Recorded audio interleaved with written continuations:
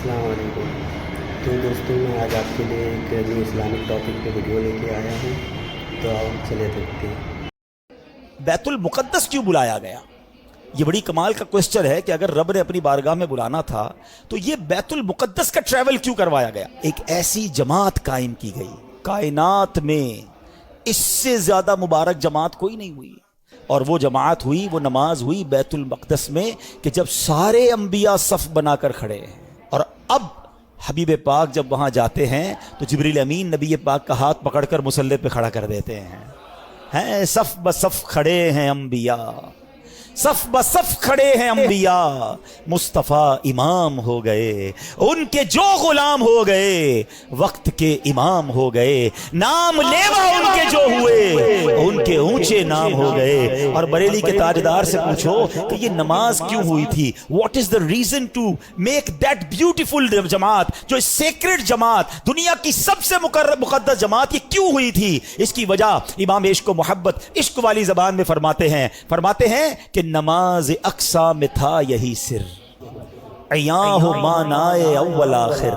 کہتے جو اقصا میں جماعت ہوئی تھی نا، اس میں ایک راز تھا، اور وہ راز یہ تھا کہ پتہ چل جائے کہ اول کون ہے، آخر کون ہے، افضل کون ہے، مفضول کون ہے، آقا کون ہے اور اس کے پیچھے کون ہے۔ سبحان اللہ۔ کہتے نماز اقصا میں تھا یہی سر، عیاں ہو مانائے اول آخر، ہے دست بستہ پیچھے حاضر، جو سلطنت آگے کر گئے تھے، جو پہلے سلطنت انبیاء کر گئے، وہ سارے ہاتھ باندھ کر پیچھے کھڑے ہیں۔ سب کو بتا دیا گیا کہ رب کا حبیب کون ہے، سب کا آقا کون ہے۔ گویا یہ منظر اس وقت ظاہر ہو گیا کہ خلق سے اولیاء، اولیاء سے رسول، اور رسولوں سے اعلیٰ، اور رسولوں سے اعلیٰ۔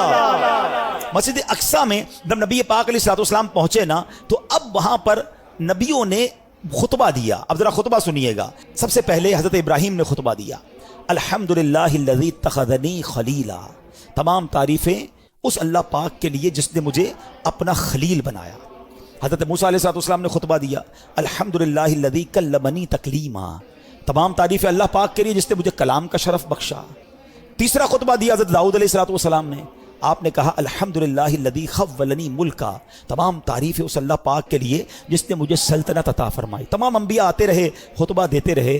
اب جب نبی پاک علیہ السلام کی باری آتی ہے، اللہ کے حبیب کی باری آتی ہے، آپ نے فرمایا الحمدللہ الذی ارسلنی رحمتا للعالمین، تمام تعریفیں اس رب کے لیے جس نے مجھے رحمت بنا کر بھیجا۔ اسی خطبے کے دوران سنو اے امتیوں، تمہارے آقا تمہیں اس شاندار محفل میں بھی نہیں بھولے۔ ٹرائی ٹو انڈرسٹینڈ کس کوالٹی کی وہ محفل ہوگی۔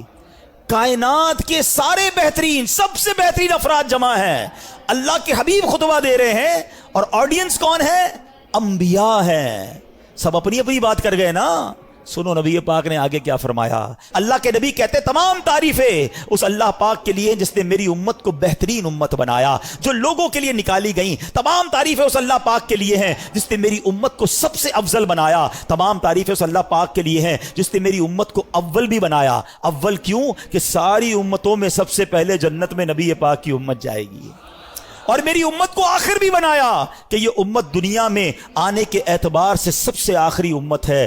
اللہ اللہ، ایسی محفل تھی، اور آقا ذکر کس کا کر رہے ہیں؟ پہلے سوچو، ذکر کرنے والا کون ہے، سننے والا کون ہے، اور ذکر کس کا ہو رہا ہے؟ پھر ہم کیوں نہ کہیں کہ میری خوش قسمتی، میں تیرا امتی، تو کجا من کجا۔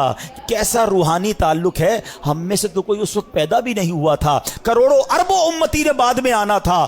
آقا معراج کی رات بھی اپنی گناہگار امت کو یاد رکھے ہوئے ہیں۔ ارے بتاؤ، جو دنیا میں امت نہیں آئی اس کا پہلے خیال رکھ سکتا ہے تو خود پردہ فرما جائیں تو بعد میں آنے والی امت کا خیال کیوں نہیں رکھ سکتا ہے؟ وہ آج بھی مدد فرماتے ہیں، وہ آج بھی نگاہ فرماتے ہیں، وہ آج بھی امت کا خیال رکھتے ہیں۔ اور سنو، انشاءاللہ بروز قیامت بھی ہماری شفاعت فرمائیں گے انشاءاللہ عز و جل۔